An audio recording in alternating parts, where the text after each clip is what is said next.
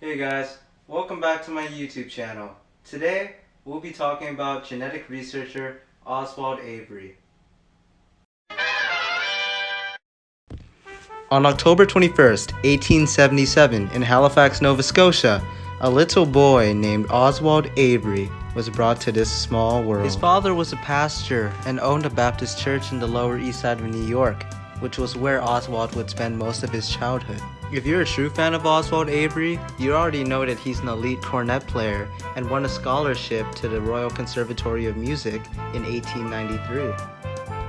After getting his bachelor's degree, he decided to study medicine at the College of Physicians and Surgeons.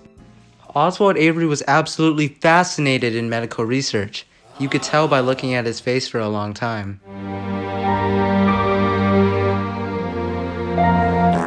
He took on directorship at the Hoagland Lab in Brooklyn, working on strains of bacteria while using immunological and chemical methods.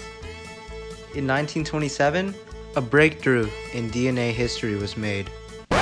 Before Oswald started experimenting, it was first believed that the function for proteins was to carry genetic information.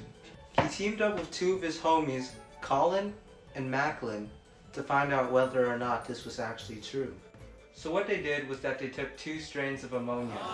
There was a rough strain that was safe, and there was also a smooth strain that was deadly. So what they did was they took the smooth strain and they heated it. The heat resulted in killing all of the smooth strain cells. With the dead smooth strain and the rough strain, they combined it and mixed it, and to their surprise, the rough strain turned into the smooth strain. They injected the strains into mice, and unfortunately many of them died. It really makes you wonder, if they killed all the cells in the S strain, why did the genetic material get transferred into the R strain?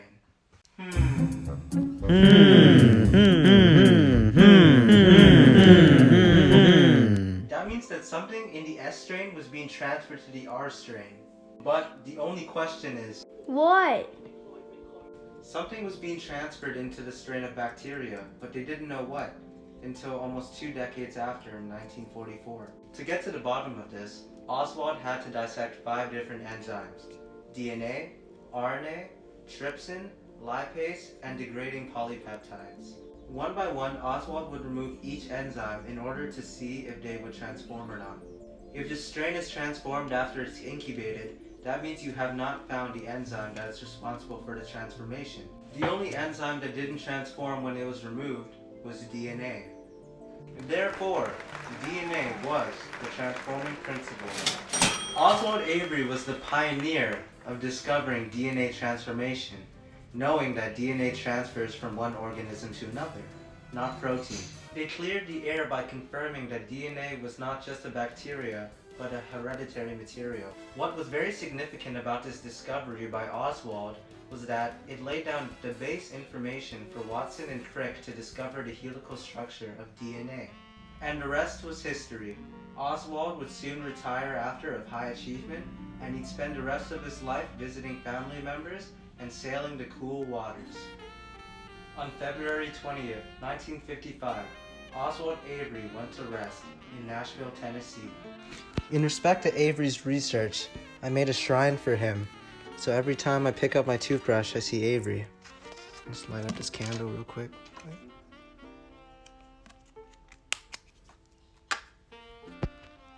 So I have that now. Well guys, we made it to the end of the video. Thank you for getting to the end. I hope you really like this video. If you do like it, please subscribe and support me and spank that like button. Peace out. What's good, my little face? Bang bang skit skit. What are you doing here? I'm trying to post on my black ass right here.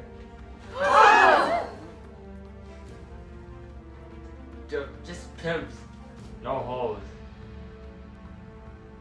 Yo. Yeah, that's right. That's what I'm gonna do. Oh yeah? What? What? You don't confirm? Whoa. What are you No, talking don't about? pull out the line. Oh,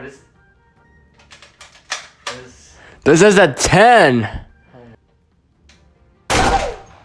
So what they all did was that they took two...